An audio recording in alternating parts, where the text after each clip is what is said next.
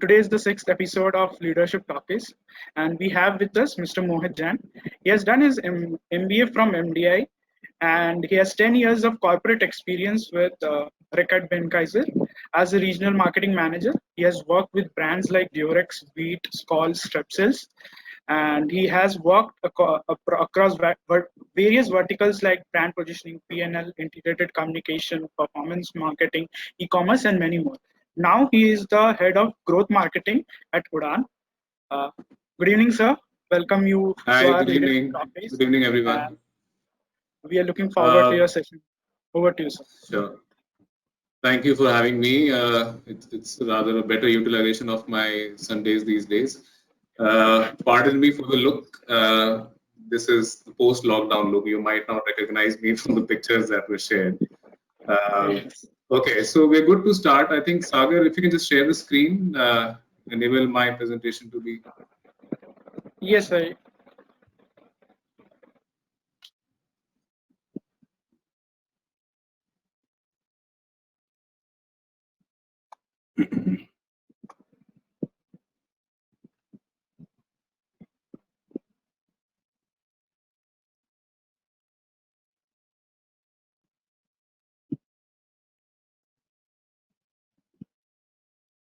Are you able to present, sir?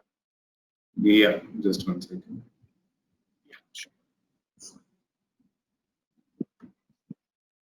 It's visible, right? Yes, sir. It's visible. Okay.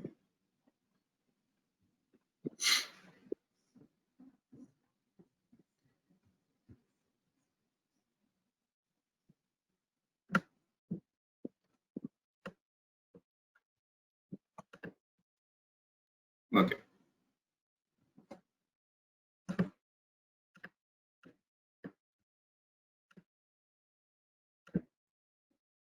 How do you minimize this? Okay, cool. So I'll stop the video. I think let's continue with the audio. It might just help. Yes, sir. Sure. Any way you like, sir. Yeah, okay. Uh, okay, so let's start, guys. I think, see, the idea is I got a lot of pointers from Sagar as well in terms of things that probably are the expectations from the group. I've tried to, give it a structure so that I'm able to cover most of them. But I would like to also keep it more interactive. So if anybody has, questions, please post them on the chat window. And then Sagar, let's find some time towards the end to answer. Uh, and yeah, so I've just tried to make it a little more broader as well to cover, probably from my perspective, the questions and queries. I think any batch of 2020 or 21 would have, and also to give a little more flavor in terms of practical aspects when it comes to starting your jobs and the things that you're looking at. What are the things to expect in real life, in real corporate world? And I've also kind of tried to include some tips and advice on those front as well, right? So just before I begin, Sagar, if you can just quickly check, tell me if the audio and everything is working fine, right? You guys can hear me well. Yes, sir. Perfect. Everything is working perfect. Okay, great, cool. So I think you guys wanted to be around new age marketing. I've tried to justify that, but there is honestly no such thing as new age marketing as such. But I understand the perspective in terms of, say, there would be a lot of questions in terms of things probably being you are taught and things you probably heard growing up, and do you feel that those are still relevant? So I think I've tried to give it a shape and form around the same kind of thought that I've got to know. Okay. So let's see how much I can answer, and what all queries you are able to solve today. Well, that's the the opening slide. I'm assuming, and I had a quick chat with Sagar to understand the batch profile. I think the entire group of students is probably digital native generation, right? So from that perspective, I think a lot of things which are pretty intuitive to most of you, probably you will find a lot of people, probably even sometimes from my generation, trying to bridge that gap, right? So I think there's a famous joke that keeps going around that digital natives probably would be the next VPs of marketing, and I'm sure all of you guys are looking forward to be that, and I understand most of the batch is also majoring in marketing. So you already have an advantage. And I think it's about, building more on your learning. There are things which are pretty intuitive to this age and to this group of people, which you will always have as an inherent advantage when you go into workplace, right? So you should use definitely that to your advantage. Now, essentially, see, this isn't just my honest opinion. I think, see, marketing has and probably will always be the heart of any, probably most organizations, right? Essentially, it sets the overall vibe of the workplace as well, and is also to a large extent responsible, how the corporate brands are positioned themselves and how people fall in love or they have admiration for the brands and for the companies as well. So that role within any organization is always kind of led by marketing itself, right? So in that sense, it will always be that heartbeat of any organization. And if that's the kind of place and if that's the kind of work that excites you, then I'm sure you will really have a good journey as you go along, right? So I think you guys have already taken this first question, which is what the new age marketing is all about. So let me just toggle, to the responses that we have, and then let's take on from there.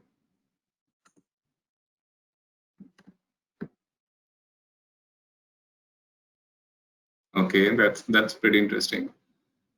So all of you have seen this. All of you can see the screen, right? The results? Yes, sir, we can see. Okay, okay, right. See, so just to answer this question, and I think this gives me a good view of where the thinking is right now. See, performance marketing, influencer marketing. So influencer marketing is broadly a subset. It's a very small part of overall tools that you use at marketing, right? You can say all of the above is also probably the correct answer, but essentially having the growth mindset is essentially, what the new age marketing is all about. So thanks for taking this poll. Let me go back to the slides now and take you forward from there. See, the question I think which needs to be addressed before we move on, and coming from the perspective, say, of the topic chosen itself. So you believe that there's something that was there and now that has changed, and probably in terms of theory, in terms of application, and I think that's what is leading to this query, right? Fundamentally, I don't think the basic tenets of marketing have changed. Okay, the principles that we probably you guys are studying and what have held true so far would continue to be true. Okay, so that fundamental aspect of marketing in terms of creating the whole proposition of the brand, creating the whole relevance of the brand's positioning in a consumer's life, and making sure that you're always available in a very, very nutshell, I think that will never change, right? So that is what has remained probably constant. Now, what has happened, I think, overall in terms of these new terms and why even my title says head of growth marketing, etc. I think since the age of the new businesses and probably most of tech-enabled businesses, where people didn't have so much context in terms of how the consumer brands themselves were built, right? So they came up with these kind of terminologies. I think this came up sometime in last decade from Silicon Valley. But the idea essentially has always been the same. So I've worked, in consumer brand corporate for the large part of, as in for most of my career. I've spent good 10 years in RB working across multiple brands. In terms of growth mindset is something that was embedded in the DNA of the organization itself. And even for me, while I was doing all the things that a marketeer would do, but I was also at the same time responsible for growth and delivery of the business, right? So in those principles, things have remained the same, but definitely with the advent of new age businesses, more tech-led, tech-enabled businesses, I think the avenues in where you can influence and where you can map the journey of the consumer itself, that definitely has evolved, right? So I think that's essentially where this terminology has started coming in, right? But still, obviously, something has definitely changed, right? If I were to just paint a picture in last 10 years as well, what has really changed, right? Uh, Overall, your digital footprint is what has changed as a consumer. Okay, if you talk to anybody 10 years before, or maybe even your parents' generation, uh, they were born in analog age, right? People in my age group probably are born at the cusp. So people who were born in 80s, they are the cusp generation. We've seen some bit of analog growing up, and then we've obviously seen the advent of digital. But I think all of you guys, for sure, you're all digital native kids, right? So from that perspective, I think, and more so now, everybody is kind of hooked on to the bandwagon of everything that we spend choosing to spend our time on. But what we are doing essentially is we're leaving a huge trail of our behavior behind, right? Whichever platform you are spending your time on is capturing some of the other nuance of your behavior, right? So that has what has changed. So the amount of data that is available now on a consumer to understand the behavior, to understand his or her intent, that's far more richer than it was ever, right? So in the age of only radio, newspaper, and TV, you were still doing a lot of research. You were still going to consumers and asking them questions. You were still trying to understand, what their behaviors, etc., were. But they were relying on a lot of surrogates, right? Now all that data is essentially real time, okay, and and access to that data as a marketeer is the fundamental change that has happened, right? So it's up to marketeers now, essentially, how do they tap into this data and how good a use they make out of it in terms of everything that they do when it comes to the brand, right?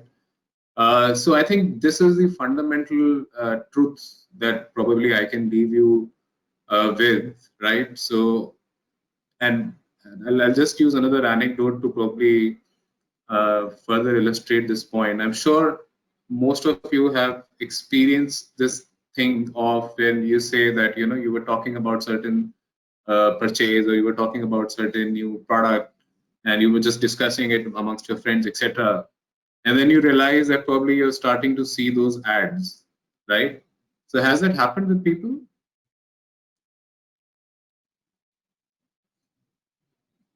Like,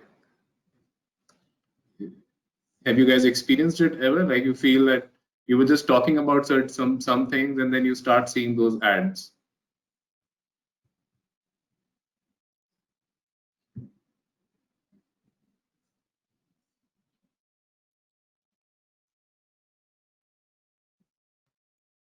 Yes, it has happened with me.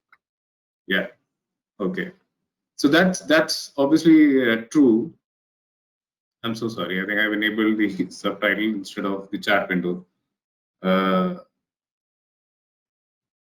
could you help me? Where is the chat window so I can see if somebody is replying to that? So many people have replied yes, and Sumit has replied, I thought of dating app, and the next day found an ad of Happen. So that's obviously all true, because as marketers, we are tapping into as much data as possible, and yes, I mean, there are applications, etc., available where you can tap into that database of what are the things that are being talked about. So obviously these are not targeted at an individual level. They are obviously not breaching anybody's privacy, but at an aggregate level, that big data kind of gets accumulated, and then you're able to put them in different cohorts and segment them in terms of understanding who are the people talking about what, etc. So that's real, right? So that's very much is what is happening, right? And that's all a function of your digital footprint. Okay, so I think this is one point I really wanted to drive, in terms of what has really changed. Okay, moving on. I'm sure you guys have seen this funnel in different shapes and form. Okay, so this is broadly how, say, as marketeers now we look at the entire buyer journey or any consumer journey for that matter. Okay. Now these touch points are not exhaustive. I've just picked it up for reference to make a point. But overall, I think this is broadly the logic that all the marketeers today are following, be it in a consumer brand or be it in a tech brand, to understand where the buyer is in the journey. Okay. Now this process is not as linear as it seems. Obviously, it is depicted so, but you can imagine and visualize it for your purpose that if I'm in consideration set today, at the very next moment I could be in purchase set as well, right? And so the time and the dynamics of a consumer moving from awareness to actual purchase to experiencing the product and then becoming an advocate, so all that is very, very dynamic, right? And it is not necessary that obviously I'll always start from one step or the other. Okay, so broadly, but this is what gives you a flavor of what are the possible touch points that you need to think of when you're planning your any marketing objective in terms of where do you need to be present. Okay, that's one. And secondly, also contextualizing and making your communication relevant to each of these stages. Okay, so your communication will not be the same if you're talking to somebody who you think, from your understanding of his data, that he's probably still in prospecting stage where he's still considering. Okay, and similarly, a communication to somebody who you just want them to get aware of your product, of your brand, of a new feature, of a new offering, etc., would also be slightly different.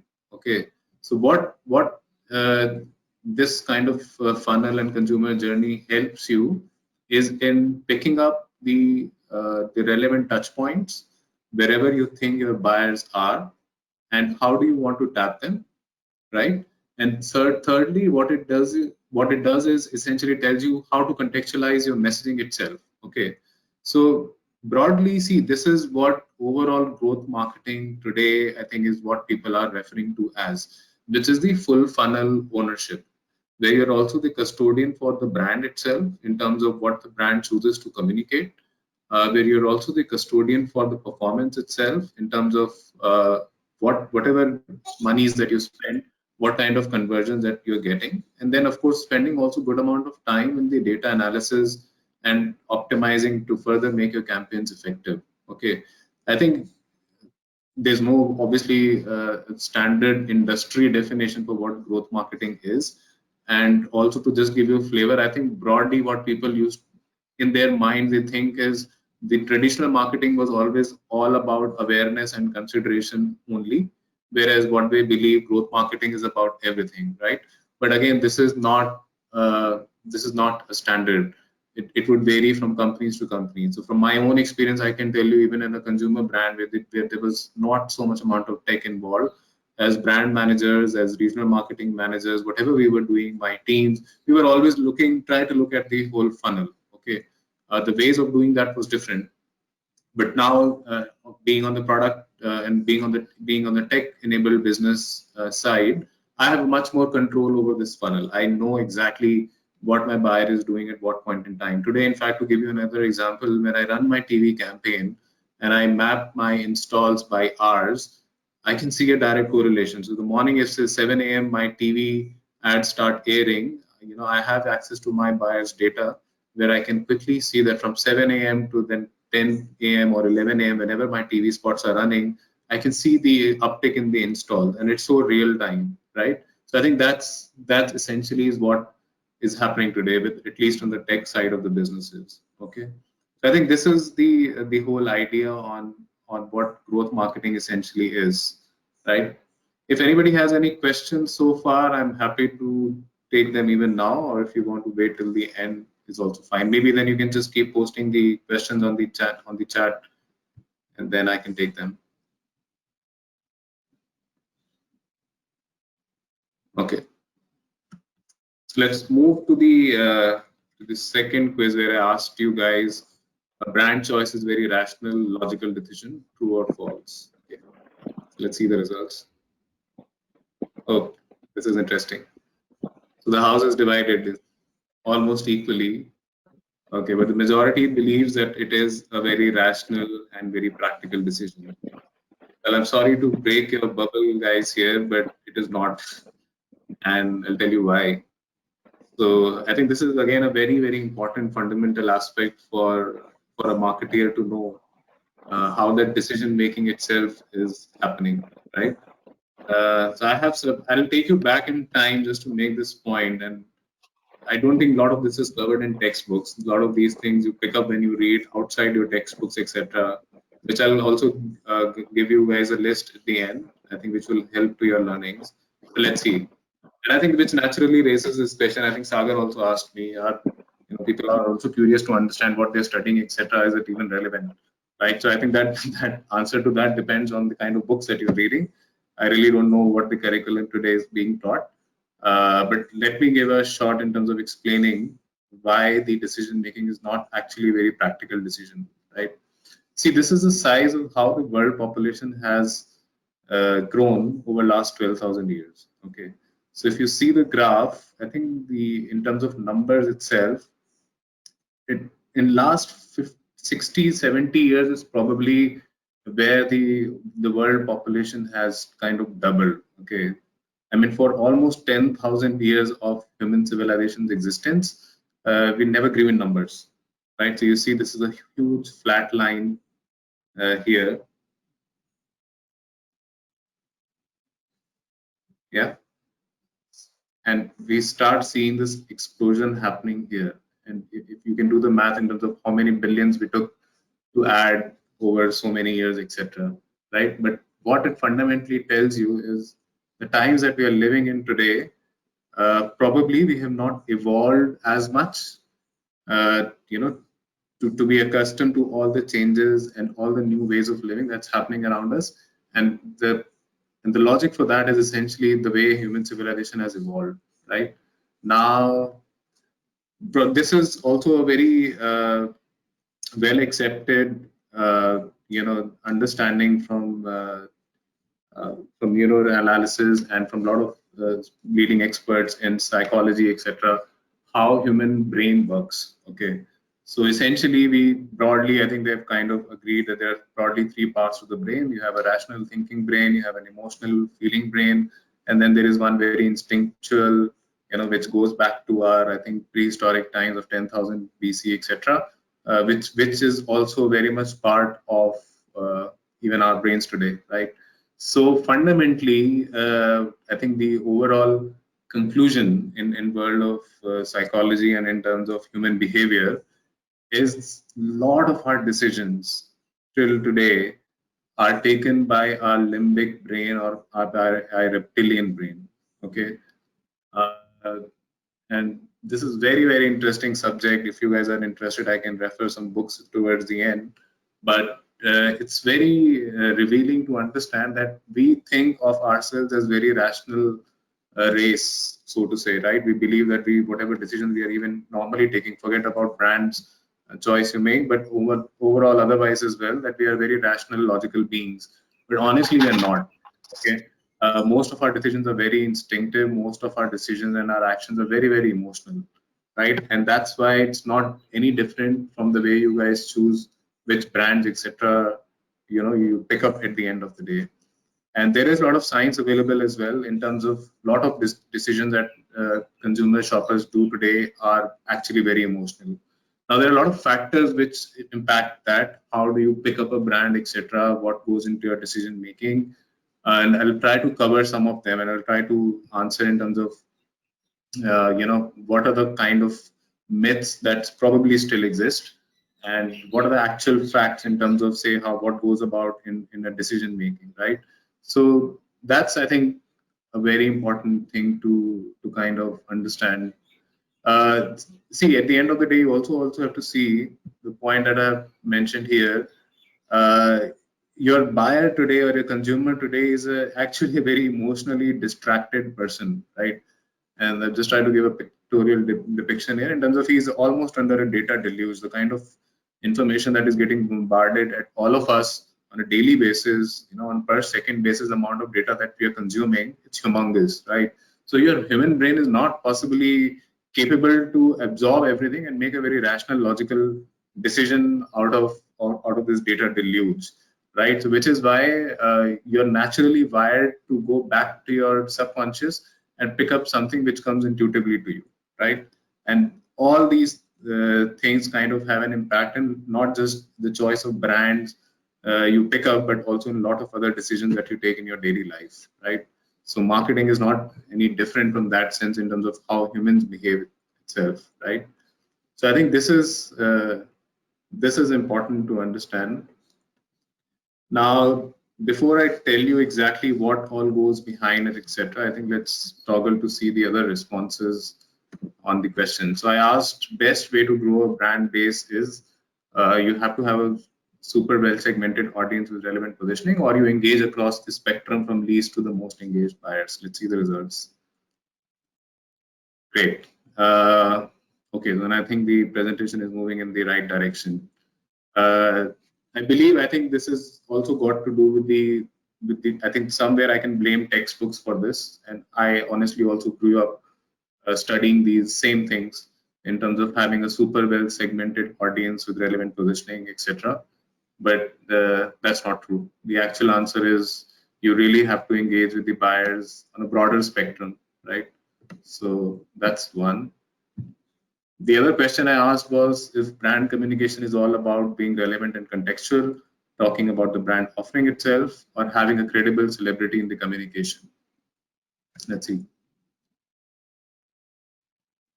Oh, this is good. This is good. So I think most of you have got the right answer. I'm very happy people have not chosen having a credible celebrity in the communication.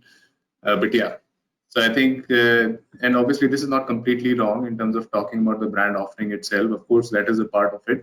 But the larger consideration in any communication that you design is ensuring that you have to be very, very relevant to your consumer, whichever time or day or month of the year is on whatever you're planning, and you have to be in the context. You cannot be out of context. And we can talk about that also in a little more detail. What I mean by that exactly. Is mass marketing dead was my another question. Let's see the results. Okay. Okay, I think there's a fair amount of doubt that whether or not it is. Small percentage believe it is, and a lot of you guys believe it is not, right? So I think majority has the right answer here. It is not dead, definitely not dead. And let's try and cover. So I've picked up some questions to kind of lead you into the next section where I'm talking about, what goes about decision making and what are the real changes that actually happened from our understanding at least, right? So I'll give you an example from my past brand that I have worked extensively on. So I relaunched Durex in India when RB acquired it in 2013. And then so it was in trade marketing, etc. Then, and we did the whole shebang in terms of going all out and kind of establishing the brand at point of sale. And there were certain government restrictions initially to begin with in terms of advertising, etc. But we did a lot of work with the authorities, etc., to kind of get a green light and in terms of start going out and communicating about the brand, right? So I'll use this as just an example to make a lot of points, and this one slide will cover, I think, most of the things that I want to talk about in terms of what are these marketing myths that we continue to live in, okay?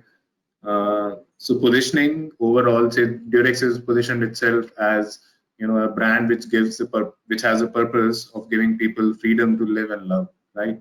Now that's how the positioning of the brand is defined, okay? There's nothing wrong with it, but in terms of to give you an example, is this something that I can go with and talk to the consumer? Probably not. I'll have to make it salient for them. I'll have to make it relevant for them, okay? So I'll cover each of these points. So I picked up these are the examples of the campaigns that I was a part of and I was leading on the brand. Some of them are from India, some of them are from Middle East. From my experience, so the bottom two are the ones that we did it in Middle East.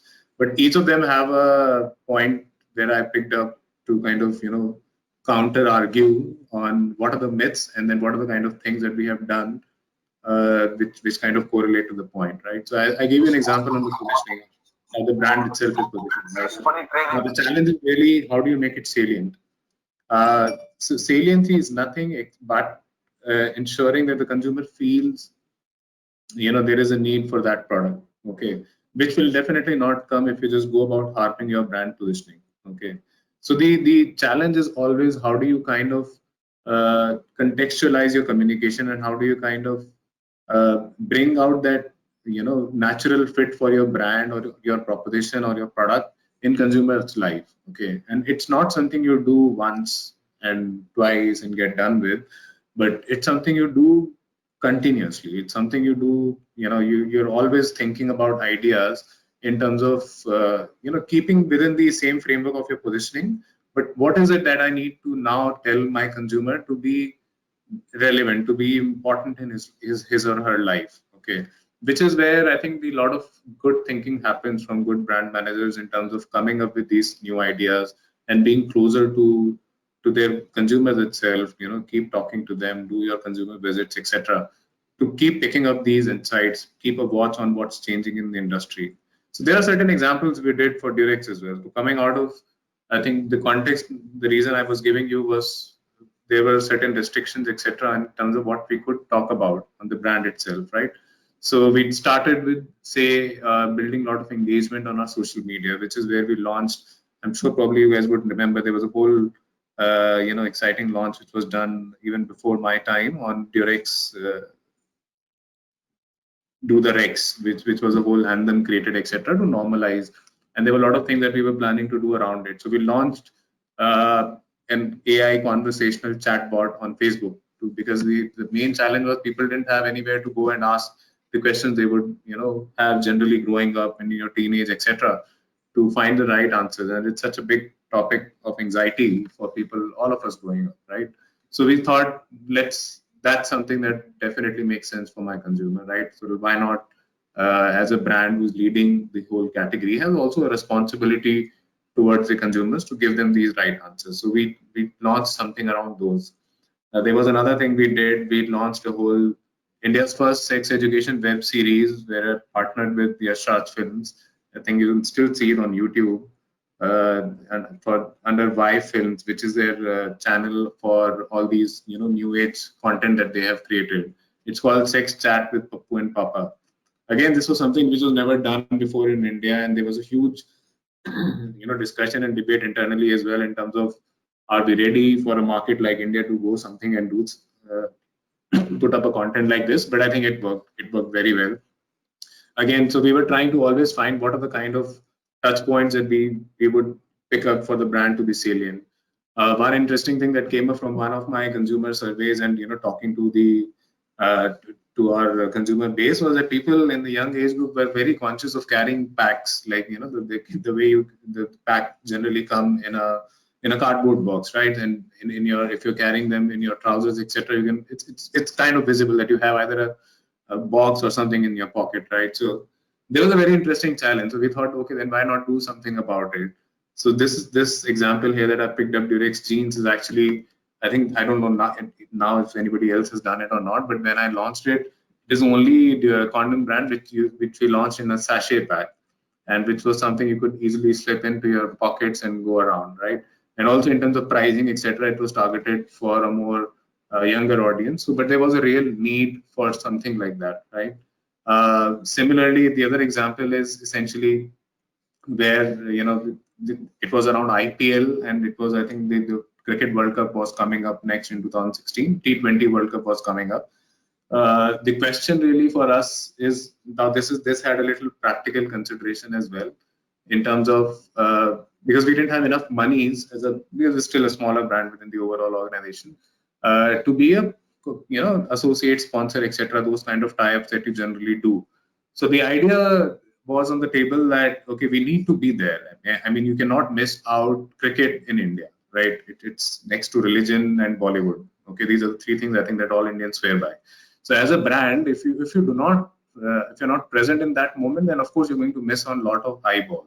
Okay, but you also need to understand then how do you position. You cannot be shouting out your brand proposition, or you can just like plaster your ad on the ground, etc. So we were really trying to think of a cool way in terms of where it is a natural fit. Okay, we could not compete versus cricket for people to watch our ads, right? So the idea that was born out of that discussion was, okay, then let's play it together with cricket. Okay, and this is where I think this campaign actually set up Durex for a lot of things that have followed after that. We said, okay, let's create a whole dictionary of cricketing terms and give them a Durex spin. Okay, now Durex has always had the personality of a fun, cheeky, intelligent brand. So we could play on that. So we were still within our brand footprint and brand positioning, but we were also pushing the envelope a little bit in terms of, say, making it more contextual, making it more relevant to the audience who's watching cricket today, and especially T20, right? So we came up with this whole campaign. We called it D20, etc., and it created a lot of buzz on Twitter, on YouTube. We created a lot of short ad content only meant for being consumed just on the fly. So these were very short form content that were created. You could just quickly watch and get the point, right? And from then on, I think the whole I think what Durex has done wonderfully after even that is carried on with this whole idea of being present in the real-time moment marketing.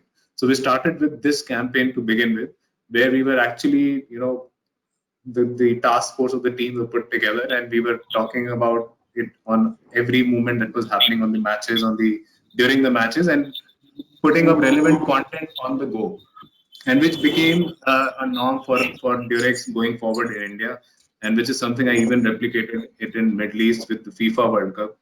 And just like for your reference, both in India and even in Middle East, they went on to actually win the top honors with the FEs as well, right? So which was a good validation of also our effort and thinking, right, that was put behind this campaign, right? So I've covered positioning, I've covered saliency here. In terms of differentiation and distinction, the point essentially being, see, as a consumer, you don't look at a brand to be very different from your competing brands. Okay, for them, at the end of the day, you're still doing the same job. Okay, however much you think that you're adding additional benefits, etc. But what really, really works is having a distinct identity. If he is able to pick you up on a shelf undistinguishably, distinguishably without getting confused with any other brand, I think that is more important than trying to position yourself in a very different way, right? So the positioning is essentially has to be done in a manner that is relevant and contextual, which is the salience aspect I talked about. But what is second most important thing is how do you distinguish your brand rather than trying to differentiate your brand, right?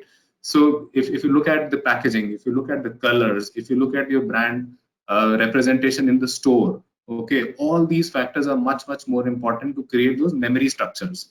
So what happens essentially is you relate a certain color, you relate a sense of smell, or you relate a sense of visuals or graphics with a brand. And this has to be done consistently over a longer period of time for people to just pick that brand up without thinking about it, because they know intuitively that, okay, this looks like my brand, right?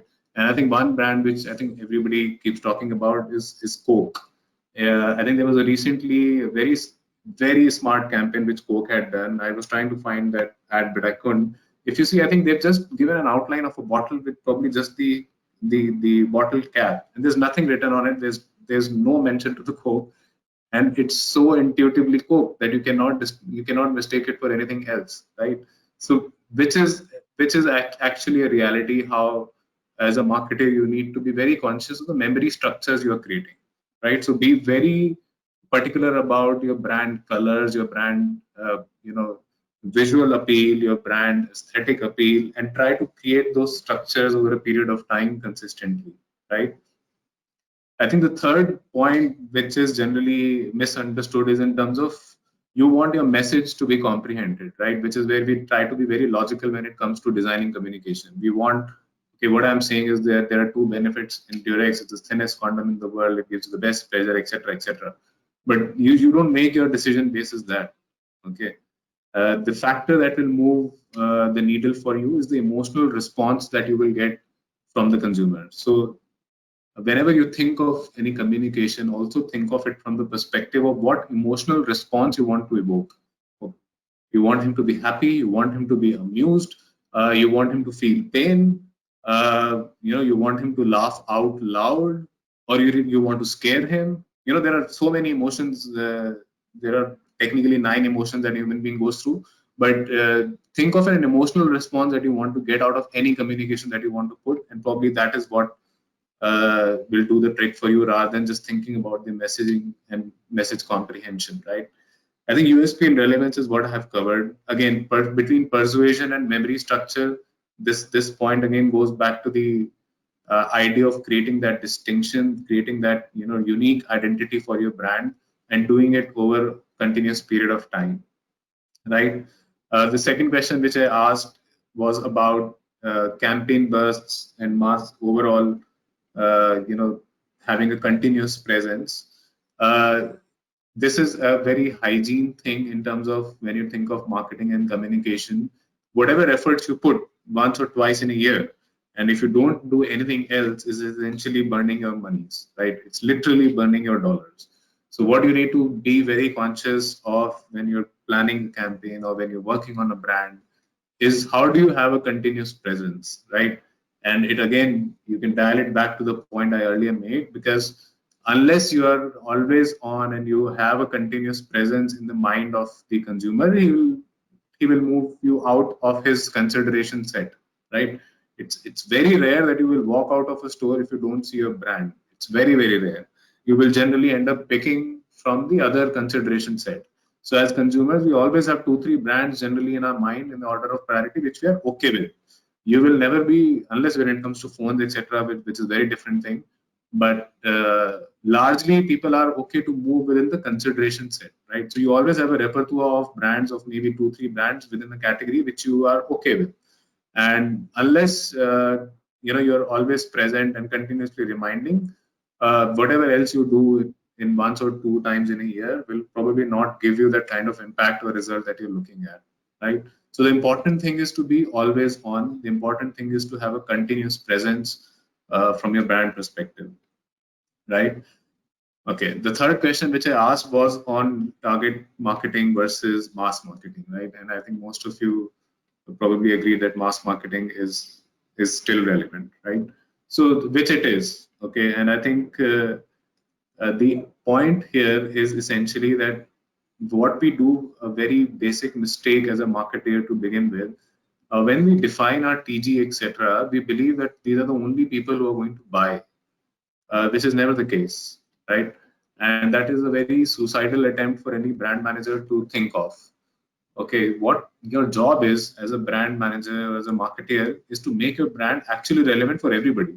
Okay, the only way any business grows is by driving penetration, and that's at least one scientifically proven fact now. In terms of you cannot grow your business by just going after your loyal customer base or going after the niche set of people and hoping that they will buy you more and more. That never happens. The average frequency of purchase for any category that you look at is generally not very high. And secondly, they will not always buy the same brand, right? So fundamentally, it boils down to getting more and more people to buy you, okay? Which is where understanding the broader segment of your audience, and of course, it's a spectrum, which is where the question was also framed as you would have people who are most engaged with and you are very highly engaged with, and there are certain people who would be less engaged with. Okay, they would be less engaged within the category or within the brand itself. Now, your job as a marketer is to identify the size of those audiences. You have to identify what is it that I need to talk to each of these audience, which will move the needle for them. But your job is to do all of it. Okay, you will not be successful if you just think of positioning and segmenting and targeting a subset of people. It is your job to find relevance for your brand to talk to the broader base, right? And I'll give you another example from the campaigns that I've put here. Now, this is a category of flavored condoms, right? So this category was dominated by Manforce in India. Durex as a brand did not have this kind of product offering and also not at the kind of price point that they were offering. Okay. which the competition was offering. And also in terms of our principles of a brand that we stand for, we are very different than Manful. They're all about, giving people that, fantasy world of imagination, versus we were about equal choice of love that, two partners consent with, right? So we had to be in that domain. Now, having said that, I didn't have a choice, so to say, or rather, it would not have been a good choice to make to say that I will not cater to this segment of the audience. Okay, my job as a brand manager was to find a solution to that, and which is what we did. Where we had another smaller brand in the portfolio, Kohinoor, where we're not very actively investing, and then we thought, okay, then why not use that as a brand to offer this kind of product offering. And under the umbrella for Durex, which was a whole migration work that we did, say, relaunched Kohinoor under Durex, and then go after this segment as well, right?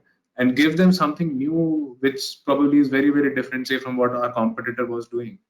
Okay, and in that sense, then we went quite mass with the targeting as well, in terms of the brand communication appeal itself, to appeal to a slightly older group versus a very youth focused communication campaign that we had done in the past. But the job at hand was to find a solution for a larger audience, right? And that solution is not always obviously your campaign itself. So sometimes you have to go to product. Like I gave you the earlier example of people who were entering into adult sex life. For them, you didn't have a product in hand, right? For them, the price point was not good, your packaging was not good. So you had to find actually a solution for that, which was the sachet pack that etc. we did. Now, for a slightly older age group who were being driven to a particular segment of the category where we did not have an offering, we did not have a stand, we had to find a solution, which is where we launched this whole new range of product line itself, right? So this is, I think, a broad, gist of what most of the myths that we as a marketeers still continue to do. And, these are the new facts, etc., that have now come up. So, and all of this that I have quoted, at least in terms of, these myths and the facts, they've actually come from a very well-acclaimed book, which came 6 years ago, if I'm not wrong, around the same time, I think. It's called How Brands Grow. Okay, so I think this is the this became a seminal book, which suddenly the corporates and the industry and probably a lot of institutes also picked it up, where they've actually for the first time given a lot of factual analysis for all these points that they have made in the book. So they have taken enough number of data samples and they have run analysis, regression analysis, a lot of things to kind of prove all these points with data, right? So generally, people have this perception that whatever was written, and I checked this with Sagar, that I hope Portler is not being taught anymore. And I was happy to hear that. But yeah, so all those things were very non-fact based, right? Whatever, and those have actually done a lot of damage in that sense to marketeers over last at least few decades, where a lot of things were going on without being questioned, without being fact proved. I think this book, when it came 6-7 years ago, it changed a lot of thinking for a lot of marketeers. And I can tell you, so RB adopted, P&G adopted, I think a lot of big corporates adopted, and a lot of these companies are also part of their continued research, to have fact-based marketing in place. And a lot of these thinking has actually gone into even our, our daily work and our daily decision making as well. So the point of me giving you these examples with this just was so tomorrow, if you were to pick up that book and spend some time reading on it, here's a live case for you to refer, go back to that. All of these things have practical implications. They were fact based, and when we also fine tuned our thinking and our approach, of course, we were able to get very good results out of it, right? So I think this is the crux of, in terms of essentially the key point that I wanted to make for the talk today. I'll just take a pause at this moment. I think I've spoken at length. We still have good time, and there are still some more sections I want to cover. But I just want to see if there are any questions already. Yes, I'll just call in the question and just say it to you. There are few questions. So first question is from me only. I just posted it. So for products which are seen as taboo, how can we as brand managers control the backlash effects? Okay. See, I mean, you have to be in these categories even more conscious of the communication and your planning that you do, right? And I'll give you an example. I think it happened in Durex in one of the countries in Thailand, probably, where one of the brand managers, in his zeal, put out something which was not received very well with the obviously the consumers, and it had a very wrong connotation, so to say, right? And it became a huge PR crisis for the company as well.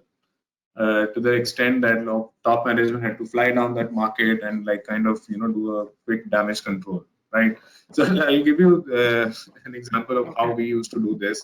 I mean, for such a youth-oriented tech and more digital native brand, I actually used to keep a physical copy of all the creatives, and they used to be on a paper trail signed with the within the organization internally with the legal and with the other departments who were going to have to do the damage control later, right?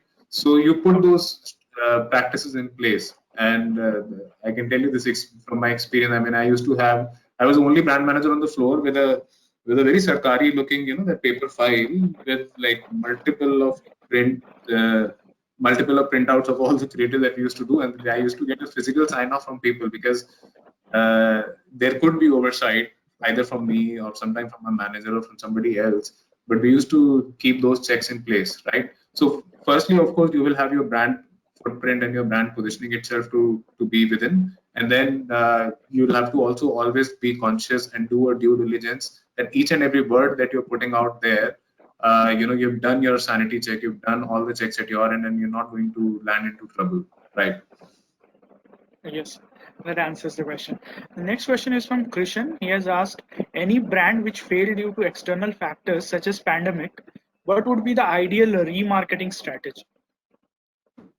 Sorry, could you repeat that question? Yes, sure. This question is from Krishan. He has asked, Okay. any brand which failed due to external factors such as pandemic, what would be the ideal remarketing strategy? Right. Hi, Krishna. See, it's a little broad question. I'll just take an attempt to answering it. See, there could be now. These are very different times, right? And so I don't think any business or any industry has kind of ever, in their wildest imaginations, have a playbook to navigate this scenario, right? This will have also very, future defining trends will come out of this whole crisis. So unless it's an industry specific question where I can probably take a stab, but it would really, the answer to this would vary from industry, and within the industry, the companies themselves, in terms of where they were before the crisis hit, right? So if I had enough, even say runway to run to sustain my operations, if I had enough credibility, if I had enough demand for me to optimize and continue to run, right? So those are the things that would go into play. For certain industries, actually, it would be very, very disastrous, right? So travel, aviation, hospitality, these industries are facing very strong headwinds. For them, it will take considerable amount of time to rewire, reorient themselves. For that matter, even eating out, right? So it would be very difficult for restaurants, etc., to survive. So it is not a question of how do they remarket. It is a question of how do they reorient themselves and cater to this new demand and cater to this basically new requirement of the times, right? Yes, sir. Yes, sir. Yeah. So there are a lot more questions. So should we take it at last before completing the presentation, or shall we take it now only? I can't see the chat window. Can I have a quick look at how? Just tell me on this tool, where do you see the chat window, so I can just maybe. There is one, sir, on the upper right corner. There is one chat options. For that, I guess you have to stop. Okay, if I just take a pause. I'll just read you the questions, sir. The next questions. Okay. Next question is from customer. He has asked, Udan has spent around 800 crore and generated a revenue around 60 crore. How will you justify that? If it is all about long run, why would not Amazon come and eat the slice in long run? Okay. Can I take Udan's specific questions towards the end? Sorry, sir. I'll take Udan's specific questions towards the end. Sure, sir. Sure. Yeah. Anything in How terms of marketing what the teams questions work were today related and to the what we challenges of discussed so achieving far. coordination and collaboration, specifically when team works remotely. You'll have to repeat, Sagar. Hello. Hello. Hello.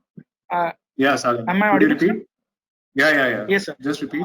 Akshay has asked how marketing teams work today and the challenges of achieving coordination and collaboration, specifically when teams work remotely.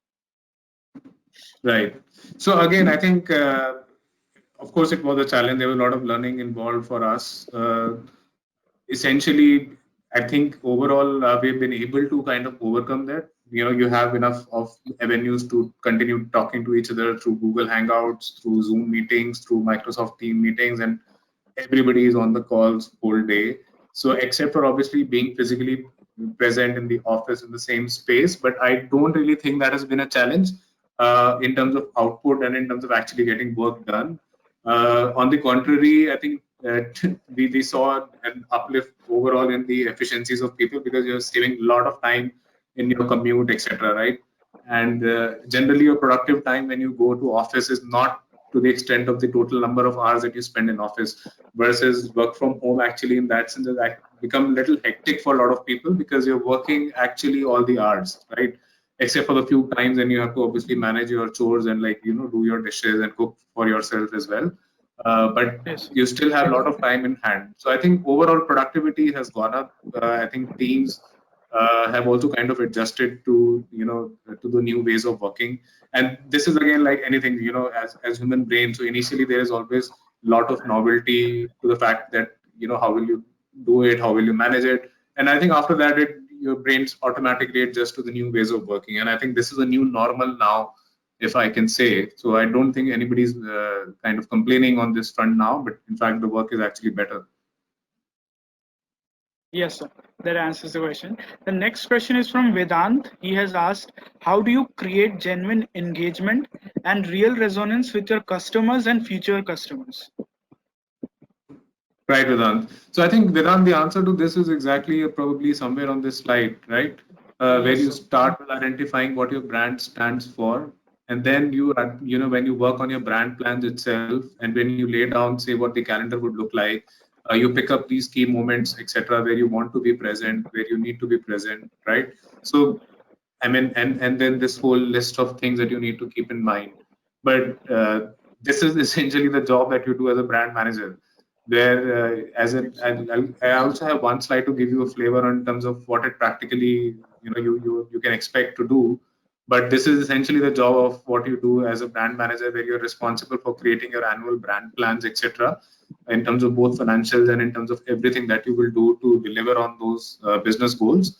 But in terms of considerations that will go behind, I think these are the things that I talked about. Yes, thanks, sir. Yeah. The next question is from Harshit. He has asked, what are some differences in marketing activities or thought process which you undertook when you started working in Udan as compared to RB? Harshit, right? Yeah. Hi, Harshit. So yeah, that's a good question. Of course, I had to recalibrate in terms of what I was going to be able to do in this setup versus say the consumer good setup. And fundamentally, as I explained in the beginning, see overall, at least from my experience in terms of mindset and in terms of owning the entire journey and in terms of being responsible for deliver the numbers and financials, that was always there, right? So that was never a challenge in terms of looking at the entire funnel. And as I said, I think the difference definitely now is I have a much more control on the ownership of this funnel because I have access to all the real-time data of my buyer behavior, right? So I think from that perspective, definitely there was some bit of learning for me as well in terms of getting used to the new tools that we were using here, and also kind of get into more speed of reviewing and taking calls based on the data that we now have at our disposal. So in terms of my decision making time, that has drastically come down. Okay. So what I would have probably taken say a few weeks or month in RB is something that we are deciding here in a matter of hours and days, right? Because we have so much data at our hand, right? And in terms of also the other thing that I've recalibrated is the opportunity to learn and fail is much higher, right? Because of the control that I have on the data, so I can always limit my exposure to a certain set of audience if I'm not sure of exactly what the result would be, and I can quickly do that A/B testing for a week or 10 days, and that's what essentially we've been doing for a lot of our initiatives over past months, and we've been able to conclude meaningfully to say, okay, this works, this does not work, right? So I think that kind of ability to make a change and learn quickly and go ahead and then go on full expansion is something again I've picked up since coming at Redan. Thanks. Hope that answered the question. The next is from Dr. Sujit. He or she has asked, what will be the new marketing strategies after lockdown? Okay. See, again, as I said, I think so. I can try and answer this from this slide itself, where I was talking about being salient and being contextual, right? So and if you see also that probably happening, I think probably a little too much now. All the brands are also trying to fine tune and adjust their messaging to say what they have to offer during this time period, right? All the brands are also are being forced rather to think what would really make sense for a consumer at this point in time, right? So I think you have to be very conscious of the environment of the times that people are living in and the hardships, etc., that they're facing. And what as a marketer and the brand, your job is, unless you have a real value to add, okay, unless I have something that can really make their life better at this time, I should definitely do something about it and talk to them. Otherwise, it's also wise on a lot of brands' part, if they don't have something value to add, then they should rather not talk. You understand what I'm saying? Yes, sir. Yeah. So I I think hope this that is clears. this will again come from the understanding of the brand's positioning and what value you really have to add at this time, right? Rather than just going out and talking about yourself. Yes, yes. The next question is from Akshay Kumar Sanghi. He has asked, for banks where main focus is trust, which builds over time, how can a new bank quickly establish itself and gain customer base? I think, okay, so see, I would answer this question slightly differently. This could be true for anything. I mean, eventually people would want to trust. And of course, for banks and financial institutions, it is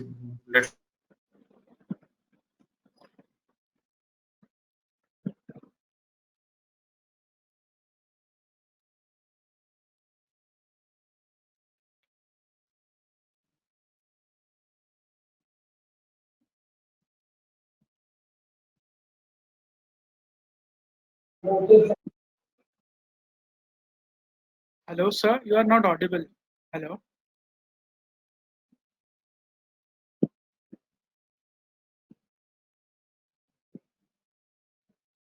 Hello. Can someone say in the chat whether sir is audible or not?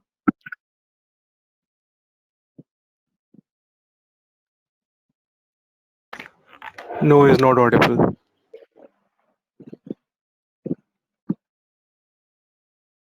No issues. His connection went off. He will be joining in a minute.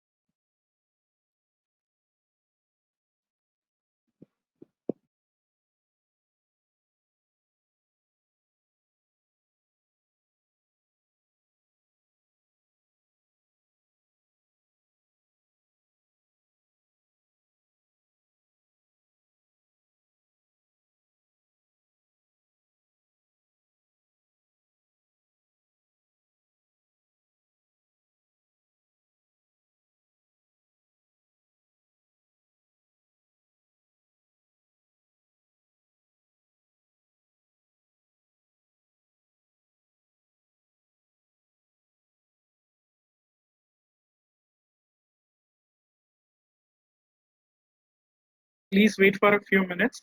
Just trying.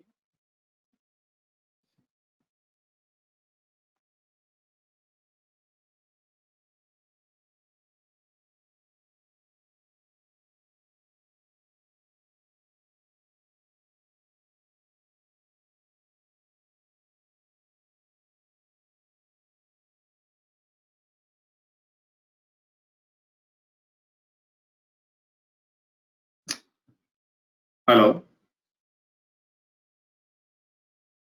Yes, you're audible. Okay, cool. Sorry for that. I think there was a net connectivity issue. Okay. No issues, sir. No issues. Yeah. So I was answering the. Hello. Hello. I guess sir, you are on mute. If you guys can hear me, right? Yes, sir. I can hear you. Yes. Okay. Yeah. So I was just saying, see, that is going to be true for any brand to be say to begin with. Again, I think the answer to that is not going to be very straightforward, direct answer, but you really have to understand where what you want to stand for, and what is the best way to kind of reach your buyers and your consumers to make them believe on your proposition. So be it banks or be it anybody else, I think whenever you start with any new business, enough amount of time has to be spent in terms of understanding how do you want to what will your winning story be, right? So there are obviously a lot of frameworks, etc., which you can use to arrive at that, right? So you need to ensure that you have a right to win. Okay, you are differentiating rather, creating a new identity for yourself, right? And you first, I think, first and foremost would be important is to understand what is your right to win. So I'll give you an example. I think Kotak did it beautifully when they launched. They identified there was something which they had to offer which nobody else was doing. Okay, which was the higher amount of interest rate on your savings bank account. Now it is a very tactical offer, so to say, but probably they figured that there would be enough number of people who would be willing to join them and start opening their bank accounts with them uh, if they were to go out and do that, right? And now what you need to do as a marketer is to imagine what would have led in their thought process to arrive at that decision. So they would have spent good amount of time in understanding what all other Indian banks were doing and what they were offering, and where is this space or niche for them to to quickly get a lot of consumer base, right? So again, I think more than so trust is implied definitely, but in terms of what is it that will give you the right to win, and I think probably it worked for Kotak, right? Probably because I think I still remember all their advertising and communication is still kind of continued on those key messages, right? On those key offerings still. So probably it is working for them, and probably a lot of their research and their understanding has helped them arrive at that. Yes, sir. Thanks, Yeah. sir. Shall we start with the presentation, the next Yes. part of it? Or Yeah. Sure, sure. Let us go back to. So can you enable the sharing again? Yes, sir. You are the organizer. You can. Okay.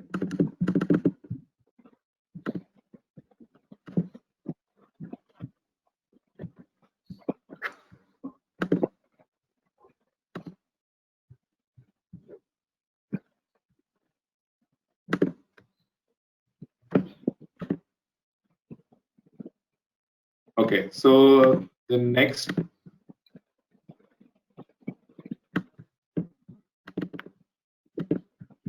So I had a question before the next slide. I'll just go to that.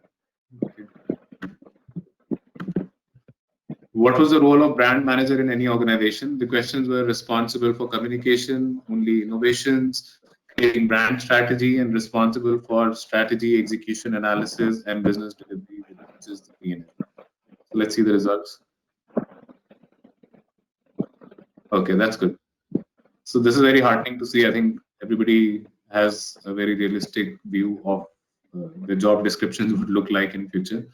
So this is the aspect where I wanted to touch base in terms of what the real job and what the real time that you guys can think of spending when you join an organization, right? It will not just be definitely about communication. It will not just be definitely about just innovation launches, etc. And neither would you just be creating great strategies on paper, right?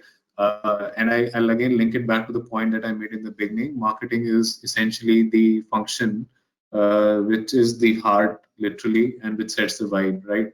So you guys can imagine yourself to be the custodians of your brands and whatever responsibilities that you might pick up, and you will be the one person stop shop for answering everything and anything that happens on your brand, right? Which means that you will need to work both vertically, backwards and forward in the entire value chain. So you'll have to have a very strong understanding of your product, of your manufacturing process. You'll have to work with your production team. You'll have to work with your sales team, with your distribution teams, to understand what channel mix, etc., is there. What are the trade dynamics that go behind the decision how their product is sold, how their category is sold in the market, how your product is then displayed on the shelf, etc., right? You'll have to also think in terms of what are the legal implications, etc., when it comes to your brand packaging. You'll have a say in terms of design, finalizing your brand pricing, and then the whole piece which generally attracts everybody more towards marketing, the whole demand generation piece, right? Which is where your thinking and your work in terms of communication, in terms of your media, and the whole proposition, etc., goes, right? But just the point I wanted to make here is that I created this word cloud yesterday to give you guys make good flavor of all the things that you can expect to lay your hands on. Is essentially imagine it to be a general manager profile for whatever brand size that you work on, but you are responsible for everything that happens on the brand, right? So you have to understand that is the real work, and probably the more glamorous aspect of marketing, so to say, is in terms of your time would not be more than 30%, and your balance amount of time would actually be very rigorous and in very important data analysis that you would do in terms of understanding how your brand is performing in the market, what are the opportunities, etc. But that's the real grunt. I mean, that's where you'll really have to roll up your sleeves and do the justice to your responsibility. Yeah. So this is the point I wanted to make to give you a flavor on what you should expect in real world thinking of picking up a marketing job. And the other aspect I think I would like to add here is as well that you should also, given an opportunity, spend some time also in frontline sale roles as well. So generally, most of the organizations pick up from campus, etc., for sales and marketing combined. Very few organizations actually give you the job to do a brand manager role to begin with, and which honestly is not going to set you up for success. So this is more from a career perspective, a tip that I'm just trying to give you guys, that it would help if you have a very strong foundation and understanding of the front line, where the actual decision is being made on your product, right? Be it a tech product or be it a consumer goods product. But that will really set you up for a very long runway in your career, right? You can always have a reference point of what that actual environment is in which that shopper is going to walk in and pick up your product, right? Or where he's going to transact with your product if it is a service or if it is a tech thing, right? So then you will be able to have a much better handle and control in terms of, and a much better perspective on whatever else you want to do on your brand. For the lack of it, if you just want to sit in the office and hypothesize about it, you could be successful, but probably I think you will, you will still shortchange yourself from greater things that you could do. So that's just my point of view. But I thought it's important to get a real flavor also in terms of what you should be expecting from your jobs. Yeah. So I think there were a few more things with Sagar you had texted me. I'll just put them up here for our discussion, and I'll just quickly pass cover these as well. I think there was one question earlier which you'd asked me, probably people were curious about B2B versus B2C. See, fundamentally, it is exactly the same. So all the things that I've spoken to you about today, starting from the decision making, starting from the the mindset of owning the entire funnel, and all the considerations in terms of that go behind in your process, right? Where facts versus myths. So all those things are exactly same in B2B versus B2C. There is no difference, right? The only difference, of course, in this case is, of course, my relevant set of audience is much smaller. Okay. Having said that, but within that pool itself, I still need to be relevant to all the guys. Okay. To just give you an example from Udan's perspective, so currently we are meant for all the retailers in this country, right? Which means that I need to be relevant to a retailer sitting in Jalgaon in Maharashtra, to Meerut in UP, to Beda Ghat in Jabalpur, wherever that person might be, right? So my job is, so the fundamentally what has shifted is only that my broader audience definition has come down, but within that pool itself, so if say that number is 50 million, I think that's the total number of MSMEs in India, or maybe the relevant set of people would be around 40 million, right? So I still need to win each and every one of them. Okay, so all my principles will still apply. I will not be doing my job if I were to say just that, okay, I've got 4 or 5 million people on the platform and that should be good. And which is where all those same principles will still apply. So maybe those out of those 4 or 5 million, only 40%, 50% is my most engaged buyer, and the balance is coming from very infrequent transactions on the app. So the best way for me to grow my business would also again be to expand my buyer base and try and win as many of those 45, 50 million people out there to make them relevant. And I'll use the same logics, I'll use the same thinking, and I'll use the same tools to target them as I would today use, as I was probably earlier targeting my Durex user or my Wheat user or my Shawl user with, right? So that has not changed, right? So I think that's essentially what it is. So in a sense, if I were to just give you a little more flavor, being a B2B marketeer is an added challenge, because now you have to be even super sharp and super clear in how you're going to position and how you're going to be relevant, and how you're going to continuously be available to him for within his consideration set, right? So in a sense, being a B2C marketeer has already set you up for that, and now you can basically apply more refined ways of everything that you do to do your to get the business on the brand, right? So I think that was on that. On the other, there was a question which you had asked me earlier in terms of what all new age marketing skills, etc. So I don't think these are all new age. Probably they have been around for some time, and they will continue to be. But I just thought of listing them here for the benefit of the larger audience. I think these are the times when you guys are still in campus, and maybe during your internships now, and probably at your own will.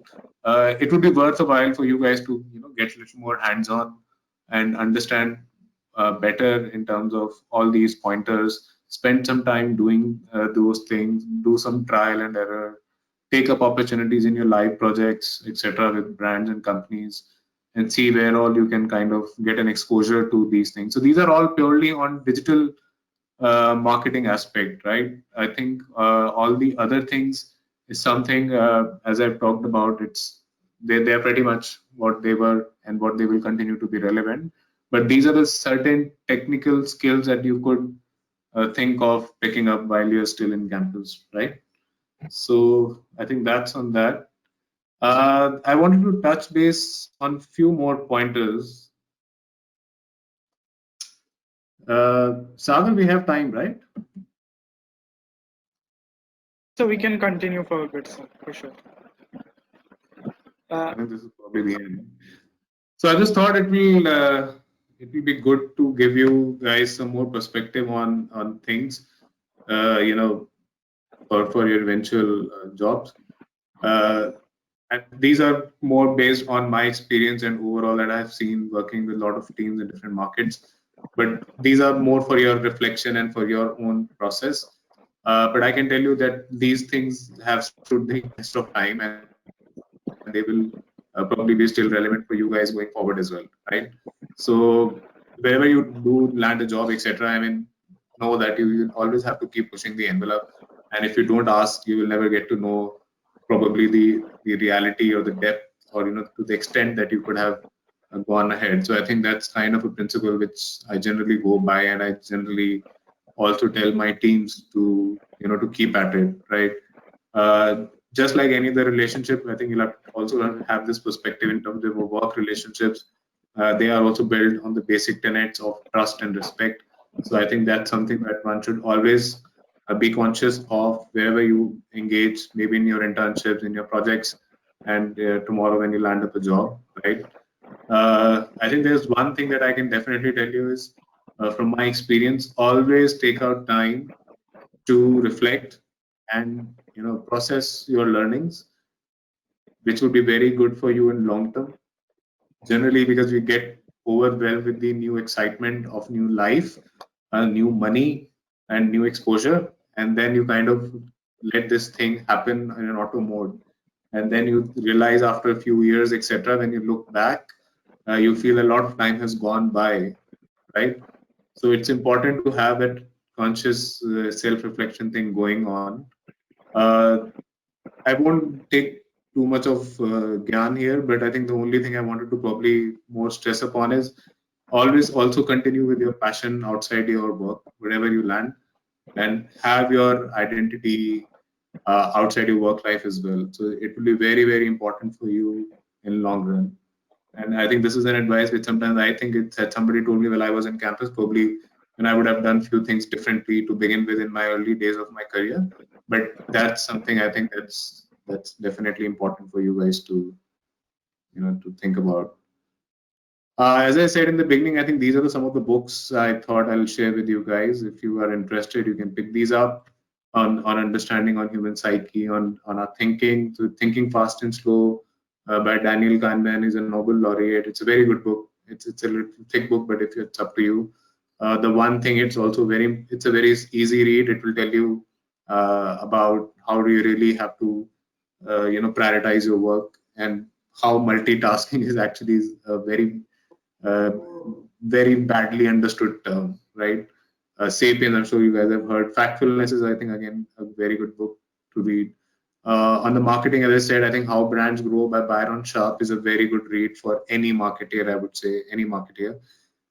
There's this blog, this guy is ex-J&J, and he's a Canadian. He's quite active on LinkedIn, Graham Robertson. You can follow his blog. You can follow his whatever articles, posts, etc. I think for a new upcoming marketeer, he writes pretty well in terms of structuring and giving good templates, frameworks, etc. from practical aspect. So these are I think few more value adds I thought I'll share with you guys today. Yeah.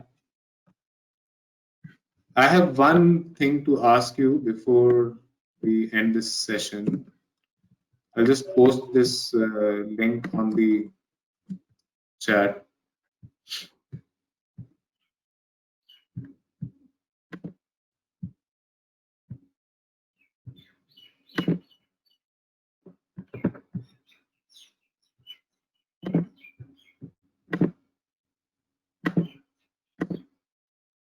I guess you have to stop sharing the screen and then only you can see the chat. That's how it works. It's on the top right corner. Sir. Yeah. If you can just quickly take this poll, guys, once, and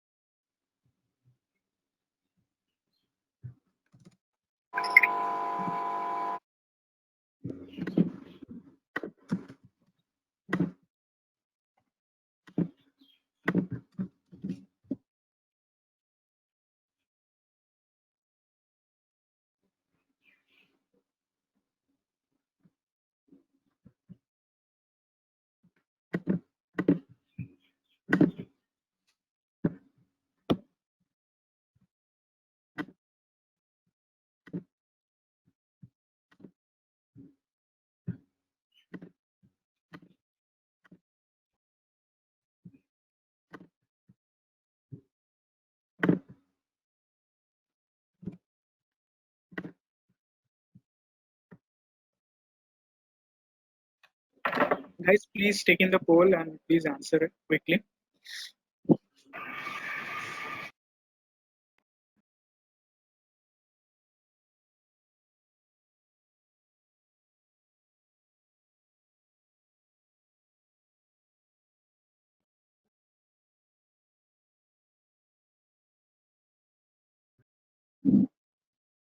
Okay, so yeah, I think that's it from my end, guys. It was good. It's a small note for you guys. You guys are graduating 2020 or 21? 21, sir. There are few also the 20. new joiners and few seniors as well. So it's like mixed audience we have right now. Oh, okay, okay. I mean, I can tell you from class of 2009 because we were also hit by a similar crisis. 2009 was Okay, the yes. subprime. Yeah, Yes. so that's why I thought it would be relevant. And of course, I mean, we had seen our 2008 batch, getting all the best in the world, etc. And then a lot of my friends, etc., also had to readjust their dreams, their hopes to begin with. But honestly, looking back at those times now, in 10 years, and of course, all of us have a very long run. Uh, it doesn't matter, right? So you will always be on the go to uh, find more better opportunities, etc. And it's really what you make out of it, right? So I just thought it would be relevant for at least the batches of 2020, 21 because you'll see a lot of churn, lot of new things happening. But again, yeah, I mean, this is part of, I think, the new cycle these days. It happened 10 years ago, it happened now. So yeah. Yes. But I just wish all the best, and I'll be happy to to take up questions. If anybody has later, you can reach out to me on LinkedIn, etc. Yeah, Yes, that's sir. I it. just shared the Thank you, LinkedIn guys. link as well. So there are just last two more questions that they were there from early onwards. So just will you be able to answer those? Can we Yeah, go produce? on. Yeah, I can. Yes, I can. I can. sure.